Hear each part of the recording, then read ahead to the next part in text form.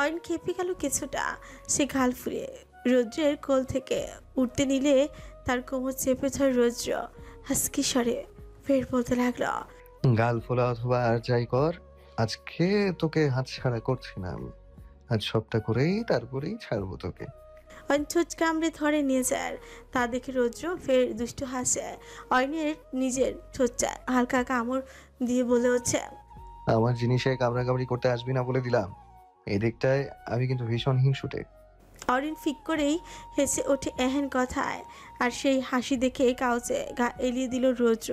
হুট করে কিছু একটা মনে পড়ে রৌদ্র বলে উঠছে, সানশাইন, একটু উঠে দাঁড়াতো। মানে? অরিন ভরকায় বুঝতে না পেরে জিজ্ঞেস করে। রৌদ্র এবার নড়েচড়ে বসে অরিনকে কোল থেকে নামিয়ে নিজের সামনে সোজা করে দাঁড় করায়। তারপর মেয়েটার বুকের উপর মাথা গুজে দিয়ে বুক ভরে নিঃশ্বাস নিল সে। এদিকে অরিনের সর্বাঙ্গ বুঝে জমে গেল। একটা মুহূর্তের জন্য সে কাপা শরীরে নড়াচড়া করতেই তার কোমর চেপে ফের তাকে নিজের কোলে বসার রৌদ্র মেয়েটার কুর্তির উপর হাত রেখে বলল, খোল। অরিন এবার আকাশ থেকে পড়লো যেন।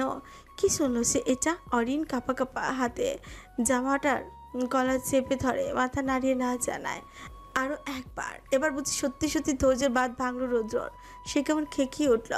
আরেকবার শুধু মাথা নাড়িয়ে না বল, আই সোয়ার তোর খাটটা আজকে ভেঙে ফেলবো আমি। এই তোর সাথে কি আমি জোর করে কিছু করতে চাচ্ছি? তুই আমার বউ, তোর উপর সম্পূর্ণ অধিকার আছে আমার। সেখানে তোর এত নাটকের কারণটা তো বুঝলাম না। দেখ সানশাইন, বিবাহিত হয়ে এতদিন ভার্জিনিটি নিয়ে থাকতে পারবো না আমি। সো আমাকে আমার জিনিস বুঝে নিতে দে। অরিন মাথা নিচু করে ফেলে। রৌদ্র মেয়েটার কপাল বরাবর ঠোঁট ছুঁয়ে আদুরে কঞ্চে বলে, এমন মন খারাপ করতে নেই হানি, বিশ্বাস কর, একটু ব্যথা দিব না তোকে।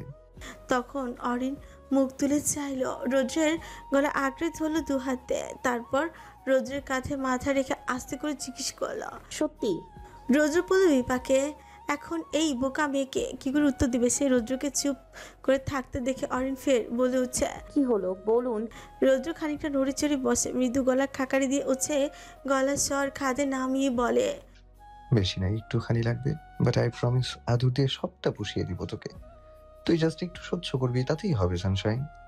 অরিন আবারও মাথা নাড়ি না বলতে রৌদ্র তার ঘাত চেপে ধরে শক্ত গলায় বলে উঠছে, কি না নাটক পেয়েছি সেখানে? আরেকবার শুধু না কর, শুধু একেবারে কাঁধে তুলে আছাড় মারবো বেয়াদব। এহেন ধমকে চুপসে যায় অরিনের মুখ। মেয়েটার ঠোঁট উঁচে পড়ে রইল রৌদ্রের বুকে। রৌদ্রের বুকটা আবারও মোচড় দিয়ে উঠছে। কি এক জ্বালায় পড়লো ছেলেটা। একদিকে মনের পবিত্র ইচ্ছে, অন্যদিকে মেয়েটার চোখের পানি। কোনটা ছেড়ে কোনটা ধরবে বেচারা। রৌদ্র অরিনের গালে আজু করে হাত বুলিয়ে তাই নরম স্বরে বলে, জান বাচ্চা, স্বামীর কথা শুনতে হয় শোনা, না শুনলে পাপ হবে তো। আর আমি তো বললাম বেশি না, একটুখানি লাগবে। অরিন এবার রৌদ্রকে জড়িয়ে ধরে নিজের ছোট্ট হাত দুখানা দিয়ে রৌদ্র আগলে নেয় মেয়েটাকে। মেয়েটার সারা মুখে চুমু দিয়ে ঠোঁট দুটি আবারও আঁকড়ে ধরে রৌদ্র। প্রথমে আলতো স্পর্শ মাতিয়ে তুললেও পরবর্তীতে সে স্পর্শ হয় জোরালো। রৌদ্র নিজের উচ্চপোচের কাজ বহাল রেখে অরিনকে কোলে থেকে নামিয়ে কাউচে শুয়ে দেয়। তারপর নিজের ঝুঁকে আসে মেয়েটার উপর। অরিনের কুর্তির প্রথম বোতামটায় হাত রাখতে অরিন আঁকড়ে ধরে তার হাত। রৌদ্র এবার আর বাদ মানল না কোনো। সে তৎক্ষণাৎ মেয়েটার উষ্ঠপুর ছেড়ে দিয়ে উঠে বসে। তারপর পাশেই পড়ে থাকা অরিনের হিজাবটা দিয়েই জোর করে হাত বেঁধে দেয় অরিনের হাত দুটো। অরিন ভরকায় কাপা করে জিজ্ঞেস করে, কি করছেন? রৌদ্র তার হাত দুটোকে বাঁধতে বাঁধতেই জবাব দেয়, sorry, but I have no other choice. আজকে আমি থামছি না মোটেও। এই বলে রৌদ্র মেয়েটার হাত দুটো বেঁধে মাথার উপরের দিকে চেপে ধরল আলতো করে। তারপর মেয়েটার গায়ের কুর্তির উপরে দুটো বোতাম খুলে দেয় রৌদ্র। অরিন তৎক্ষণাৎ নিজের চোখ দুটো কুঁচকে ফেলে। রৌদ্র এক দৃষ্টিতে তাকিয়ে আছে তার প্রেয়সীর উন্মুক্ত ক্লিভেজের দিকে। রৌদ্র ধীরে ধীরে এগিয়ে আসে অরিনের দিকে। তার উষ্ণ নিঃশ্বাস আশ্রে পড়ছে অরিনের কণ্ঠদেশে। রৌদ্র ঠোঁট কামড়ে চোখ বন্ধ করলো একটু। পরক্ষণে কি মনে করে যেন চট করে চোখ দুটো খুলে ফেলেছে। বিড়বিড় করে বলে উঠছে, এই ওয়েট, এই রুমে না সিসিটিভি ক্যামেরা আছে? কথাটা কর্ণ করে পৌঁছাতে অরিনের মুখ থেকে বেরিয়ে আসে, কি? রোদের চট জলদি উঠে পড়ে অরণ্যের উপর থেকে, চোখ জোড়া ছড়িয়ে অন্য পাশের দেয়ালের উপর রাখে, যেথায় সগর্বে ঝলঝল করছে সিসিটিভি ক্যামেরা। রৌদ্র কপাল চাপড়ায়, তড়িঘড়ি করে অরণ্যের কাছে এসে মেয়েটার জামার বোতামগুলো লাগিয়ে দেয়, সেই সাথে হাতের বাঁধনটাও খুলে দেয়। তারপর ডেস্কের ওপরে পড়ে থাকা মোবাইলটা হাতে নিয়ে কল লাগায় অনিকের কাছে। দুটো রিং হতে অনেক কল রিসিভ করে তখনই রৌদ্র ব্যস্ত কণ্ঠে বলে উঠছে, অনেক ভাই আমার, তাড়াতাড়ি সিকিউরিটি রুমে যা, কাউকে সিসিটিভি ফুটেজ অন করতে দিবি না, খবরদার, আমি আসছি। ওপাশ থেকে অনেক কি বুঝলো কে জানে, সে শুধু মাথা নাড়ায়। রৌদ্রের কথা মোতাবেক ছুট লাগায় সিকিউরিটি রুমে।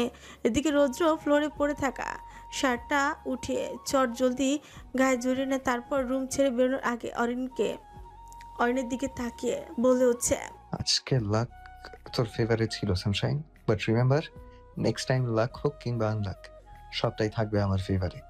আমি জাস্ট একবার কাছে পাই তোরে, আই প্রমিস সেদিন হবে তোর আর আমার পেন্ডিং বাসর। রৌদ্র দৌড়ে ছুটে আসে সিকিউরিটি রুমে। সেখানে আগে থেকেই বসে আছে অনেক। অনেক এক পলক আর চোখে তাকায় রৌদ্রের দিকে। ছেলেটার গায়ের শার্টটা কেমন কুঁচকে আছে কয়েক জায়গায়, মাথার চুলগুলো কেমন অগোছাল হয়ে কপালে বরাবর লেপটে আছে। অনেক রৌদ্রের এহেন অবস্থা দেখে মৃদু কেসে অন্যদিকে দৃষ্টি সরিয়ে ফেলে। রৌদ্র কাল বিলম্ব না করে এগিয়ে যায় কম্পিউটারের সামনে বসে থাকা আজিজ মিয়ার কাছে। আজিজ মিয়া রৌদ্রকে এই মুহূর্তে এখানে দেখে সঙ্গে সঙ্গে উঠে দাঁড়ায়, বিনম্র শ্রদ্ধায় জিজ্ঞেস করেন, স্যার আপনি এখানে কিছু বলবেন? রৌদ্র মাথা ঝাঁকায়, মুখে গাম্ভীর্যের ছাপ ফুটিয়ে মৃদু গলা খাকারি দিয়ে বলে ওঠে, একটা ছোট্ট কাজ আছে আমার। জি স্যার বলুন, কি করতে হবে আমায়? রৌদ্র একবার অনিকের দিকে তাকায়, ইশারায় ছেলেটাকে অরণ্যের কাছে যেতে বল। অনিকও বাধ্য ছেলের মতন মাথা নাড়িয়ে বেরিয়ে যায় রুম ছেড়ে। অনেক বেরোতেই রৌদ্র তাকায় আজিজ মিয়ার দিকে, হালকা হেসে আজিজ মিয়ার কাঁধে হাত রেখে বলে, আমায় এক কাপ কফি এনে দিতে পারবেন? অ্যাকচুয়ালি মাথাটা ভীষণ পেইন হচ্ছে আমার।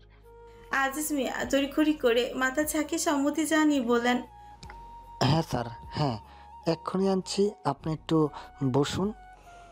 বলে তিনি এক প্রকার ছুটে গেলেন কফি আনতে। রৌদ্র তার চলে যাওয়ার পথে তাকে হুশ করে নিঃশ্বাস ফেল। যাক, এবার অন্তত সে নিজের কাজটা স্মুথলি করতে পারবে। রৌদ্র আর কোনো সময় নষ্ট না করে নিজে কম্পিউটারের সামনে বসে পড়ে। প্রথমেই সে নিজের রুমের সিসিটিভি ফুটেজের ফাইলটা অন করে। সেখান থেকে গত 1 ঘন্টার ফুটেজ সকল মুছে দিয়ে হাঁপ ছেড়ে বাঁচা ছেলেটা। রৌদ্র নিজের কাজ শেষে কম্পিউটারের সামনে থেকে উঠে আসে। তারপর নিজের কোমরে 2 হাত রেখে ঘাটটা সামান্য এদিক ওদিক খানিকটা ঘুরিয়ে বিড়বিড় করে বলতে থাকে, যেটার জন্য এত প্যারা নিতে হচ্ছে সেটাই হাতে আসে না আমার, শালার কপাল একটা। অনেক নিজের বোনের কাছে এসে আরেক দফা চমকালো। পুরো ঘর ছড়িয়ে ছিটিয়ে আছে রোজের বিভিন্ন ফাইলের কাগজ।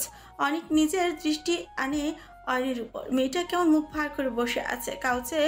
অনেকের মনটা কেমন কু ডেকে উঠল। সে দুড়ি করে বোনের পাশে এসে বসলা। বোনের ছোট্ট মাথাটা নিজের বুকের সঙ্গে চেপে ধরে আদুরে কঞ্চে বলল, কি হয়েছে বনু? এভাবে মন খারাপ করে বসে আছিস কেন বাচ্চা? আর পুরো রুমটায় এই অবস্থা কেন? ভাইয়ের কথায় নিশ্চুপ রইল অরিন। কি বলবে সে? কিভাবে বলবে? তার ডাক্তার সাহেব ঠিক কতটা উন্মাদ হয়ে গিয়েছিল কিছুক্ষণ আগে। অরিন ভাইয়ের বুকের দিকে আরেকটু চেপে বসে। বোনের এহেন কাণ্ডে কপালে কিছুটা চিন্তার ভাঁজ পড়ে অনেকের। সে অরিনের ছোট্ট ডান হাতটা নিজের বাম হাতের মুঠোয় নেয়, অন্য হাতে মেয়েটার মাথায় আলতো করে হাত বুলিয়ে জিজ্ঞেস করে, বনু, ও বনু, কি হয়েছে আমার মনিটর? কিসের জন্য মুখ বার করে আছিস? আচ্ছা, রোদ ভাই কি তোকে বকেছে? অরিন ভাইয়ের বুকে মাথা রেখেই বলে, না। অনেক তখন আরো কিছু জিজ্ঞেস করবে তার আগেই কেবিনে ঢুকে রৌদ্রকে দেখে অরিন ভাইয়ের বুকে মুখ লুকিয়ে ফেলে। তৎক্ষণাৎ রৌদ্র সৌর চোখে তাকিয়ে দেখলো সবটা। কিছুক্ষণ একইভাবে তাকিয়ে থাকার পর সে ধীর পায়ে এগিয়ে আসে অরিনের সামনে, গম্ভীর কণ্ঠে বলে, চল ওঠ, অনেক বাসায় যাবে, ওকে যেতে দে। অরিন চমকায়। সেটা কেমন হাঁ করে তাকিয়ে রইল রৌদ্রের দিকে। কিছুক্ষণ পর নিজের সমস্ত অবাকতার রেশ কাটিয়ে সে কোনো মতে বলছে, মানে আমি যাবো মানে? তোমরা যাবে না? অনেকের কথায় রৌদ্র খানিকটা অনীহা দেখিয়ে অরিনের পাশ ঘেঁষে বসে। অরিন খানিকটা নড়চড়ে বসে। এবার সে ভাইয়ের দিকে আর একটু চেপে বসতে রোজও আবারও এগিয়ে এসে মেয়েটার গা বসলো। এদের দুজনের এন কাণ্ডে হতবুদ্ধির ন্যায় তাকিয়ে আছে অনেক। বেচারার কিছুই যে বোধগম্য হচ্ছে না তেমন। অরিন এবার ভাইয়ের বুক হতে মাথা উঠিয়ে বসে নত মুখে ভাইয়ের দিকে আর একটু চেপে বসতে নিলেই মৃদু ধমকে উঠল রৌদ্র। এই সমস্যা কি তোর? আমি পাশে বসে থাকতেও ভাইয়ের বুকে থাকতে হবে কেন তোর? আমি না থাকলে সেটা অন্য ব্যাপার, কিন্তু এখন তো আমি আছি, তাই নাটক না করে আমার দিকে আয়। আকতা আমাকে চুপসে গেল। মেয়েটার লজ্জালো মুখে মাথা নিচু করে বসে ছি ভাইয়ের সামনে এসব কি কথা শুনতে হচ্ছে তার। মেয়েটা পাছনা লজ্জায় কুকড়ে যেতে রৌদ্র কাউচের উপর দুহাত ছড়িয়ে গা এলিয়ে বসে অনেকের উদ্দেশ্যে ফের বলে উঠছে, কিরে, এই ভেজা শরীরে আর কতক্ষণ এইভাবে বসে থাকবি? যা দ্রুত বাসায় যা। অনেক মৃদু হেসে মাথা নাড়িয়ে উঠে দাঁড়ায়। এক পা এগোতে পেছন থেকে তার হাতের কবজি চেপে ধরে অরিন। অনেকের পদযুগল থামলো, সঙ্গে সঙ্গে পেছনে তাকিয়ে বনুকে জিজ্ঞেস করল, কি হয়েছে বনু, কিছু বলবি? অরিন তৎক্ষণাৎ উঠে দাঁড়ায়, ভাইয়ের হাত ধরে বলতে থাকে, আমিও তোমার সাথে যাব ভাইয়া। এমন কথা অনেক বুঝে একটু অবাক হলো। সে অবাক নেচে রোদ্রের দিকে তাকাতে দেখতে পায় রোদ্র কেমন শান্ত দৃষ্টিতে অরিনের দিকে তাকিয়ে আছে। অনেক তখন অরিনকে বোঝানো ন্যায় বলল, বনু তুই না হয় ভাইয়ের সাথে আয়, আমি না না না, আমি তোমার সাথেই যাব, প্লিজ নিয়ে চলো। অনেকের কথা শেষ হবার আগেই কথাটা বলে ওঠে অরিন। এবার যেন এক প্রকার দোলাচলে পড়ে গেল বেচারা অনেক। এক পাশে বনুর কথা তো অন্য পাশে রোদ্র ভাইয়ের আদেশ, কোনটা ফেলে কোনটা রাখবে বেচারা। অনেক বোনকে আরও কিছু বলতে উদ্যত হয়, কিন্তু বোনের মায়াবী মুখখানা দেখে আর বলা হলো না তার। তাই তো ছেলেটা এবার শুকনো ঠোক গিলে রোদ্রের দিকে তাকায়, মিনমিন স্বরে বলে, ভাইয়া আমি না হয় বনুকে। তার কথা শেষ হওয়ার আগেই হাতে ইশারায় তাকে চুপ করিয়ে দেয় রৌদ্র। অনিকও আর কথা না বাড়িয়ে চুপ করে দাঁড়িয়ে রইল। রৌদ্র তখন গম্ভীর কণ্ঠে বলে উঠছে, তুই যা অনিক, আমি দেখছি ওকে। হ্যালো প্রিয় শ্রোতা বন্ধুরা, আপনারা শুনছেন পুতুল ডায়েরি প্রেজেন্টস ভালোবাসার সুন্দর সুন্দর গল্প। আমাদের কাজকে আরো সুন্দর করার জন্য আপনাদের উৎসাহ প্রয়োজন। আপনাদের উৎসাহ আমাদের অনুপ্রেরণা। ধন্যবাদ। অনিক এবার অসহায় চোখে একবার বোনের দিকে তো আরেকবার ভাইয়ের দিকেই তাকায়। পরক্ষণই সে ফসকে নিঃশ্বাস ফেলে বোনের হাতটা নিজের হাত থেকে ছাড়াতে নিলেই বাদ সাধে অরিন। মেয়েটা আরেকটু চেপে ধরে ভাইয়ের হাত। অনেক বেচারা বুঝি গলি গেল এমন কাঁদছে। সে তৎক্ষণাৎ মেয়েটাকে নিজের বাহুডোরে আগলে নিয়ে রৌদ্রের দিকে তাকিয়ে বলতে থাকে, সরি ভাইয়া, বনু যেহেতু চাচ্ছে না এখানে থাকতে, তাই আমি ওকে নিয়ে যাচ্ছি, তুমি প্লিজ রাগ করো না। অনেকের এরূপ কথাতেও মুখভঙ্গি আগের ন্যায় অপরিবর্তিত ছেলেটার। রৌদ্র শান্ত এবং তীক্ষ্ণ দৃষ্টি এখনো মেয়েটার নত মুখের ওপর নিবদ্ধ। অরিন যদি একবার চোখ তুলে চাইতো তার থেকে নিশ্চিত তাহলে ছেলেটার এহেন দৃষ্টি উপেক্ষা করার সামর্থ্য থাকতো না তার। কিছুক্ষণ বাদে রৌদ্র বসা ছেড়ে উঠে দাঁড়ায়। অনেক আর অরিনের দিকে না তাকিয়েই বলে উঠছে, তোরা গাড়িতে গিয়ে বস, আমি আসছি। তুমি আমাদের সঙ্গে যাবে? অনেকের কৌতূহলী প্রশ্নে একবার আর চোখে রৌদ্র তাকায়, পরক্ষণে ভরাট কণ্ঠে জবাব দেয়, না, তোকে যেটা বলেছি সেটাই কর। অনেক মাথা কাজ করে বোনের হাতটা ধরে বেরিয়ে আসে ক্যাবিন থেকে। রৌদ্র এক পলক তাতে যাওয়ার পানে তাকে নিজের ডেস্কের সামনে আসে। তারপর সেখান থেকে একটা কাগজ কলম নিয়ে কি যেন লিখলো। একটা লেখা শেষ হতেই পৃষ্ঠাটা ছিঁড়ে নিয়ে ভাঁজ করে পকেটে গুজলো সে। তারপর নিজেও বেরিয়ে গেল কেবিন থেকে। প্রায় মিনিট 10 হলো অনেক অপেক্ষা করছে রৌদ্রের জন্য, অথচ রৌদ্রের কোনো রূপ দেখা নেই। এদিকে অরিনও কেন যেন হাঁসফাঁস করছে। সে খানিকটা অস্বস্তি নিয়ে ভাইকে বলল, ভাইয়া আর কতক্ষণ ওয়েট করবে? একটু তাড়াতাড়ি গেলে হয় না? অনেক বুঝলো না বোনের এত অস্বস্তির কারণ। ছেলেটা কেমন চিন্তিত গলায় বোনকে বলতে লাগলো, বনু তুই ঠিক আছিস তো? হঠাৎ করে এত অস্থির লাগছে কেন তোকে? অরিন ভাইয়ের কথার প্রতি উত্তরে না করে চোখ বন্ধ করে মাথা এলিয়ে বসে রইল। ঠিক তখনই রৌদ্র আসে গাড়ির কাছে। ছেলেটার হাতে দুটো শপিং ব্যাগ। রৌদ্র অরিনের পাশের দরজাটা খুলে দেয়। অরিন অবাক চোখে তাকিয়ে রইল রৌদ্রের দিকে, কিন্তু তার এমন অবাক দৃষ্টিকে কোনো রূপ পাত্তা দিল না রৌদ্র। সে অরিনের হাতটা ধরে গাড়ির ব্যাক সিটে এনে বসায়, তারপর মেয়েটার পিছের দিকে দুটো কুশন বালিশ সেট করে দিল সযত্নে। হাতে থাকা শপিং ব্যাগ দুটো অরিনের পাশে রেখে রৌদ্র অনিকের উদ্দেশ্যে খানিকটা জোরালো কণ্ঠে বলে ওঠে, Anik, leave us alone for a while. অনেক কথাটা শোনা মাত্রই তাড়াতাড়ি করে বেরিয়ে গেল গাড়ি থেকে। সে বেরোতেই রৌদ্র অরিনের ঘাটা আলতো করে চেপে ধরে মেয়েটার উষ্ঠপুর দখল করে নিল। চোখের পলকে এমন কিছু ঘটে যাওয়া হতবিহ্বল অরিন। সে নিজেকে ছাড়াতে নিলেই তার হাত দুটো এক হাতে চেপে ধরে রৌদ্র। ছেলেটার অধৈর্য যুগলের উষ্ণ স্পর্শ বরাবরের মতো পাগল করছে অরিনকে। মেয়েটার হৃদস্পন্দনের হার বুঝি বেড়েই গেল কয়েক গুণ। সম্পূর্ণ শরীরে বইছে মৃদু ঝঙ্কার।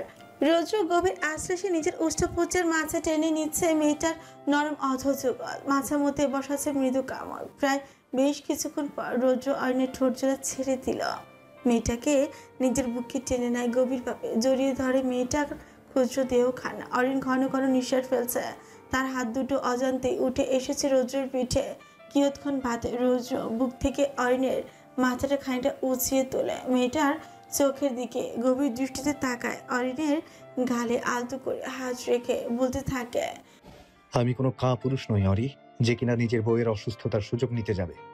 আমার খেয়ালে ছিল আজ তোর মেনস্ট্রুয়াল স্টার্টিং ডে, কিন্তু এটা যে এখনই শুরু হয়ে যাবে তা জানতাম না অরি। জানলে নিশ্চয়ই তোকে এমন বিপাকে ফেলতাম না আমি। তাছাড়া তুই আমার একটাবার বলেই দেখতি সানশাইন, আমি যদি তোকে খুব একটা খেয়াল না করতাম তাহলে হয়তো বুঝতেও পারতাম না বিষয়টা। তুই কি আমায় বিশ্বাস করতে পারছিস না জান বাচ্চা? তোর কি সত্যি মনে হয় আমি তোর অসুস্থতা জেনেও তোকে কষ্ট দিতে চাইবো? অজ্ঞাত এহেন বাক্যে তড়িৎ ডানে বামে মাথা নাড়ায় অরিন। সাফাই দেওয়া সুরে বলে উঠছে তার কথা শেষ হওয়ার আগে তার ছোটের উপর আঙুল চেপে ধরে রৌদ্র বলে, হুশ, আর কোনো কথা নয় সানশাইন। আমাকে এখনো নিজের ভাবতে পারলি না তুই আমায়। কথাটা কেন যেন সম্পূর্ণ করতে পারল না রৌদ্র। হয়তো গলাটা কোনো কারণে ধরে এসেছে তার। ছেলেটার চোখ দুটো আজ বড় অদ্ভুত শান্ত দেখাচ্ছে। সেটাই কেমন যেন একটা আহত ভাব। রৌদ্র তৎক্ষণাৎ অরিনকে বুক থেকে সরিয়ে ধীরে ধীরে সিটে বসায়। অরিন তখন উন্নয় করে বলতে লাগলো, ডাক্তার সাহেব, আপনি ভুল ভাবছেন। আমি আসলে তার কথার মাঝে রৌদ্র তার ছেলে হাসি টানে ছোটের কোণে হাত বাড়িয়ে মেয়েটার কোমরের পেছনে কুশনটা সেট করে দিয়ে মেয়েটার দিকে আবারও গভীর চোখে তাকায়, বলে উঠছে, আর কিচ্ছু বোঝাতে আসিস না সানশাইন। এবার বোঝাতে এলে হয়তো বুঝে যাবো সবটা, কিন্তু বিশ্বাস কর এবার বুঝে গেলে হেরে যাব নিজের কাছে। আর আমি একদমই চাচ্ছি না হারতে, তাই প্লিজ আর বোঝাতে আসিস না। অরিনের বুকটা কেমন যেন মোচড় দিয়ে ওঠে রৌদ্রের এহেন বাক্যে। চোখ জোড়ার কার্নিশে জমা হয় নোনা জল। বুকটায় কেমন একটা হাহাকার লেগে যায় ইতিমধ্যেই। সে ছলছল চোখ জোড়া নিয়ে তাকিয়ে রইল রৌদ্রের দিকে। রৌদ্র পাশে থাকা শপিং ব্যাগ দুটো অরিনের হাতে দিয়ে বলে, বাসায় গিয়ে ফ্রেশ হবি, তারপর এখান থেকে একটা পেইন কিলার খেয়ে নিবি। এই বলে সে উদ্যত হয়ে বেরিয়ে যেতে তখনই পেছন থেকে তাকে মেয়েটার হাত দুটো বুকের কাছে এসে ঠেকলো রৌদ্রের। রৌদ্র তৎক্ষণাৎ চোখ দুটো বন্ধ করে নেয়। দীর্ঘ এক নিঃশ্বাস ফেলে ভরাট কণ্ঠে বলে ওঠে, খবরদার অরি, তোর চোখ থেকে যেন এক ফোঁটা পানিও নিচে না পড়ে, বা এনি চান্স এক ফোঁটা পানিও যদি গড়িয়ে পড়ে তাহলে আই সোয়ার আমি নিজের ক্ষতি করতে দুবারও ভাববো না।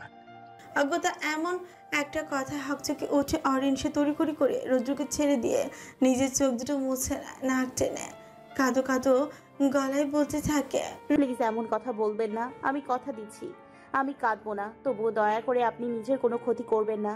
রৌদ্র শুনলো মেয়েটার কথা। অন্য সময় হলে হয়তো এতক্ষণ মেয়েটাকে নিজের বুকে জড়িয়ে নিত, কিন্তু আজ দেখো কেমন যেন উদাস হয়ে আছে ছেলেটা। রৌদ্র আর কিচ্ছু না বলে বেরিয়ে গেল গাড়ি থেকে। এদিকে তার চলে যাওয়ার পথে ছলছল চোখে তাকে আছে অরিন। মেয়েটা একটু পর পর হাত দিয়ে চোখ দুটো মুছে যাচ্ছে, উদ্দেশ্য চোখ পেয়ে যেন অশ্রু গড়িয়ে না পড়ে। একটু পরে অনেক এসে বসে গাড়িতে। বোনের দিকে তাকে হকচকে উঠে অনেক তৎক্ষণাৎ চিন্তিত গলায় বলতে থাকে, কি হলো বনু, কাঁদছিস কেন? ভাইয়া বকেছে? তড়িৎ মাথা নাড়িয়ে না জানায় অরিন নাক টেনে টেনে বলে, রোদ ভাই আমায় কখনো বকে না ভাইয়া, সে খুব ভালো। অথচ আমায় দেখো, আমি এই ভালো মানুষটাকেই কষ্ট দিয়ে ফেলেছি। বলেই মেয়েটা মুখ খুলে নিঃশ্বাস নিতে লাগলো। হয়তো কান্না আটকে রাখার দারুণ নিঃশ্বাস নিতে কষ্ট হচ্ছে তার। অনেক বোনের এহেন অবস্থা দেখে বিচলিত হলো। সে তখনই ছুটে এলো বোনের কাছে, মেয়েটাকে বুকে টেনে মাথায় আলতো করে হাত বুলিয়ে দিতে লাগলো, নরম গলায় বলতে লাগলো, কাঁদে না বনু, ভুল তো মানুষেরই হয়। তুই না হয় ভাইয়াকে সরি বলে দিস। আমি শিওর তো সরি শুনলে ভাইয়া আর কষ্ট পাবে না। চুপ, এবার কান্না থামা বাচ্চা। অরিন কি বুঝলো কে জানে। সে শক্ত হাতে জড়িয়ে ধরে ভাইকে। তখনই টুং করে শব্দ তুলে অনিকের ফোনে একটা মেসেজ আসে। গাড়ি ধীরে ধীরে চালাবি আর অরির খেয়াল রাখবি। অনিক অরিনকে বুকে চেপে রেখে পকেট থেকে ফোনটা বের করে সামনে ধরে, আর সাথে সাথে দৃশ্যমান হয় রোদ্রের পাঠানো মেসেজটা। অনিক মৃদু হাসলো মেসেজটা দেখে। তার রোদ ভাই মেয়েটার সঙ্গে রাগ করলেও যত্ন নিতে ভুলছে না। এই জন্যই হয়তো তার রোদ ভাই সবার থেকে আলাদা। রাত 10:30, নিজের রুমের বারান্দায় এসে এক মনে দাঁড়িয়ে আছে অরিন। দৃষ্টি তার বাড়ির গেটের দিকে নিবদ্ধ। মেয়েটা অধীর আগ্রহে অপেক্ষা করছে রৌদ্রের, অথচ এত সময় পেরোনোর পরও রৌদ্র বাড়ি ফিরছে না। অরিনের ক্ষণে ক্ষণে মনে হচ্ছে রৌদ্র হয়তো তার উপর রেগে থাকার কারণেই ফিরছে না। অরিনের কেন যেন নিজের কাছে নিজেকে বড় অপরাধী ঠেকছে এই মুহূর্তে। অরিন রৌদ্রের চিন্তায় অস্থির হচ্ছে ক্রমাগত। অস্থিরতায় পুরো বারান্দা পায়চারি চালাচ্ছে সে। তবুও অস্থিরতা কমবার নাম নেই তার। খানিকক্ষণ বাদে গেটের কাছ থেকে হর্নের শব্দ ভেসে আসে। অরিন পায়চারি ছেড়ে রেলিংয়ের ধার ঘেঁষে দাঁড়ায়। তার তৃষ্ণার্ত চক্ষুদয় খুঁজে চলেছে পরিচিত মুখটা। কিয়ৎক্ষণ বাদে গাড়ি থেকে বেরিয়ে আসে রৌদ্র। এক হাতে স্টেথোস্কোপটা ধরে রাখা, তো অন্য হাতে অ্যাপ্রনটা ঝুলিয়ে রাখা। ছেলেটার সম্পূর্ণ মুখশ্রী জুড়ে লেপ্টে আছে একরাশ ক্লান্তির ছাপ। রৌদ্র ধীর পায়ে এগিয়ে যায় বাড়ির সম্মুখ দুয়ারের দিকে। কিন্তু আজ যেন কি হলো তার? ছেলেটা কেমন থমকে দাঁড়ালো এক মুহূর্তের জন্য, তারপর ছট করে মাথা উঠে তাকায় অরিনের বারান্দায়। আর তখনই তার চোখাচোখি হয় অরিনের সঙ্গে। মেয়েটা কেমন এক দৃষ্টিতে তার দিকেই তাকিয়ে আছে। অন্য সময় হলে হয়তো লুকিয়ে পড়তো, নয়তো খানিকটা লজ্জায় পড়তো, কিন্তু আজ এমনটা কিছুই হলো না। রৌদ্র কিছুক্ষণ নির্বিকার হয়ে তাকিয়ে রইল অরিনের পানে। তা হুট করেই নিজের দৃষ্টি সরিয়ে এনে বাড়ির ভেতরে প্রবেশ করে সে। অরিন খানিকটা আহত হলো রৌদ্রের এমন ভাবভঙ্গি। সচরাচর রৌদ্র তাকে দেখে এতটা ভাবলেশীন থাকে না, কিন্তু আজ তো থাকলো। অরিন গোমরা মুখে বারান্দা ছেড়ে রুমে আসে। পেটটা যা ব্যথা হচ্ছে না তার। এখন যে সিঁড়ি বেয়ে নিচে নেমে একটু নামবে, এই শক্তিটুকু শরীরে নেই বোঝায়। মেয়েটা পেটের নিচে বালিশ চেপে শুরু বিছানায়। চোখ দুটোতে ভীষণ রকমের জ্বালা করছে তার। তবুও মন খুলে একটু কাঁদতে পারছে না সে। পারবি বা কী করে? রুদ্র যে তাকে এত বড় একটা কথা বলে দিয়েছে, তারপরও কি কাদার আর কোনো জোর থাকে? বলে গিয়েছিলি মাত্র সপ্তাহখানেক লাগবে, অথচ এলি 14 দিন পর। আর শরীরের একই হাল বানিয়েছিস বাবা, মুখটা তো শুকিয়ে গেছে একদম। ছেলেকে কাছে পেয়ে একের পর এক মমতাময়ী কথা বলে যাচ্ছেন জুবাইদা বেগম। শত হলেও মা তিনি। ছেলেকে এতদিন পর চোখের সামনে পেয়ে উদ্বিগ্ন হবেন, এটি স্বাভাবিক।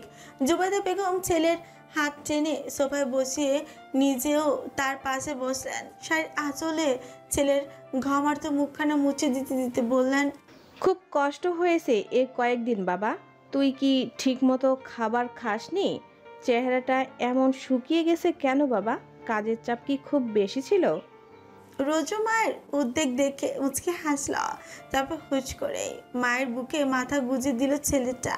জুবাইদা বেগমের কথাগুলো আটকে গেল গলায়। ছেলেটা ঠিক কতদিন পরে তার বুকে এভাবে মাথা গুজলো হিসেব নেই তার। জুবাইদা বেগম ভেজা চোখে হাসলেন একটুখানি। ছেলের মাথা ভর্তি চুলগুলোয় আলতো করে হাত বুলিয়ে দিলেন তিনি। নরম গলায় বললেন, ফিরতে কোনো অসুবিধা হয়নি তো বাবা? রৌদ্র সময় নিয়ে মায়ের বুক থেকে মাথা উঠায়। মায়ের ছলছল চোখ জোড়া আলতো করে মুছে দিয়ে বলে, না, কোনো অসুবিধা হয়নি। তুই জানিস রোদ, তুই না থাকায় রোজ তোর ঘরে গিয়ে একা একা ঘন্টাখানেক বসে থাকতো জবা। আমি আসতে বললেও আসতো না। সামনের দিকে রাফিয়া বেগমের কথায় সেদিকে ফিরল রৌদ্র। তারপর আবারও মায়ের দিকে তাকিয়ে গম্ভীর কণ্ঠে বলে উঠছে, কেন এমন অবুঝের মতো করো মা? আমি তো বলেই গিয়েছিলাম তাড়াতাড়ি ফিরবো। তাছাড়া রোজ তো নিয়ম করে তোমার সঙ্গে কথা বলেছি, তাই না? তারপরও কেন এমনটা করো? জুবাইদা বেগম ছেলের কথায় আলতো হাসলেন। হাত বাড়িয়ে ছেলের মাথার চুলগুলো গুছিয়ে দিয়ে বললেন, ও তুই বুঝবি না বাবা, মায়ের মন যে বড্ড অবুঝ হয়। রৌদ্র মাকে আলতো করে আগলে নিল নিজের বাহু ধরে। মায়ের হাত পাকা ধরে যাওয়া চুলগুলো আলতো হাতে গুছিয়ে দিয়ে ছোট ছোঁয়ায় মায়ের মাথায় নরম কণ্ঠে বলে, এ কদিন ওষুধ খেয়েছিলে ঠিকঠাক মতো? জুবাইদা বেগম মাথা নাড়িয়ে উত্তর দিলেন। একটু পরেই ড্রয়িং রুমে উপস্থিত হলো বাড়ির কর্তারা। রোজও সবাইকে দেখে সালাম দেয়। কবির সাহেব গম্ভীর মুখে সালাম নিলেন। অন্য পাশের বড় সোফার এক পাশে গা এলিয়ে বসলেন আয়েশ করে। তার পাশেই বসলেন সাব্বির সাহেব আর তাহেব সাহেব।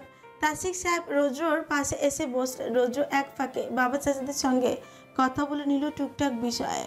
রাত 11:30। রাত বহু আগে নামলেও অয়নের চোখে ঘুমগুলো আজ যেন কোথাও লুকিয়ে আছে সন্তর্পণে। মেয়েটা ক্ষণে ক্ষণে এপাশ ওপাশ ফিরছে, কিন্তু না, ঘুম বাবাজি আজ বুঝি আর ধরা দেবার নয়। অরিন এবার বেজায় বিরক্ত হলো। সে একরাশ বিরক্তিতে মুখ কুচকে শোয়া ছেড়ে উঠে বসে, এক হাত পেট চেপে খানিকটা গোঘালো মৃদু শব্দে। মেয়েটা ব্যথায় মুখ কুচকে বসে রইল জড়সড় হয়ে। তখনই তার ফোন কল আসে। অরিন ফোনটা না দেখে রিসিভ করে কানে ঠেকায়। কিয়ৎক্ষণ বাদে ওপাশ থেকে ভেসে আসে তার চিরচেনা কণ্ঠস্বর। দরজা খোল। অরিন চমকায়। তৎক্ষণাৎ ফোনটা কান থেকে সরিয়ে চোখের সামনে আনে। সে দেখতে পায় এটা সত্যি রৌদ্র।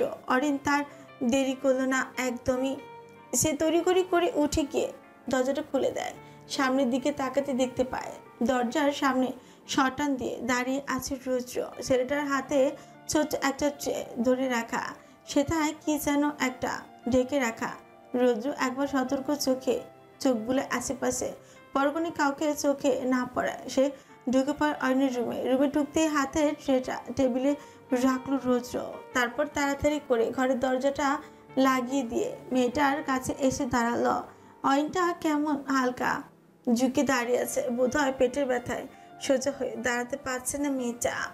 রৌদ্র তেমন কিছুই বললো না। মেয়েটাকে তৎক্ষণাৎ পাজা কোলে তুলে নেয়। অয়ন হুটহাট ঘটনায় তাল সামলাতে না পেরে ছেলেটার ঘাট চেপে ধরে। রৌদ্র সযত্নে অরিনকে বিছানায় শোয়ায়, তারপর নিজেও বসে পড়ে তার পাশে। হাত বাড়িয়ে বেডসাইডের টেবিলের উপর রাখা ট্রেটা থেকে একটা বাটি নিয়ে নেয় হাতে। অরিন শুয়ে থেকেই খানিকটা উকি ঝুঁকি দিচ্ছে বাটিটা কি আছে দেখার জন্য। রৌদ্র নির্বিকার ভাবে আর চোখে দেখছে মেয়েটার কৌতূহল, কিন্তু মুখে বুঝি আজকে তার কুলুপি এঁটেছে সে। কোনো কথাই বলছে না সে। অরিন ধীরে ধীরে রৌদ্রের হাতের উপর হাত রাখলো। রৌদ্র তার স্পর্শ পাওয়া মাত্র শান্ত চোখে তাকালো তার দিকে। অরিন কিছুটা ধরে আসা গলায় বলতে লাগলো, এবারের জন্য ক্ষমা করে দিন না ডাক্তার সাহেব, কথা দিচ্ছি এমন ভুল আর কোনো দিন করব না। রৌদ্র মেয়েটার এহেন কথার পেছে মৌন রইল। সে নিজের দৃষ্টি সরিয়ে আনে অয়নের উপর থেকে। হাতে থাকা বাটিটা বিছানার উপর রেখে বলে, উপর হয়ে শুয়ে পড় ররি। অরিন হতবিহ্বল হয়ে গেল এমন কথায়। ভুল শুনল না কিনা এই অর্থে সে আবারও জিজ্ঞেস করল, কি বললেন? রৌদ্র ফের শান্ত চোখে তাকায় অয়নের দিকে। এবার আগের ন্যায় ভরাট কণ্ঠে বলে উঠছে, উপর হয়ে শুয়ে পড়তে বলেছি। অয়ন বাধ্য মেয়ের মতো রৌদ্রের কথা অনুযায়ী উপর হয়ে শুয়ে পড়ল। রৌদ্র তখন ধীরে ধীরে অয়নের কোমরের উপর থেকে জামাটা আলতো করে খানিকটা উপরে তুলে দিল। তখনই তার সামনে উন্মুক্ত হলো অয়নের ফর্সা কোমরের বাঘ। রৌদ্র এক দৃষ্টিতে তাকিয়ে রইল সেই দিকে।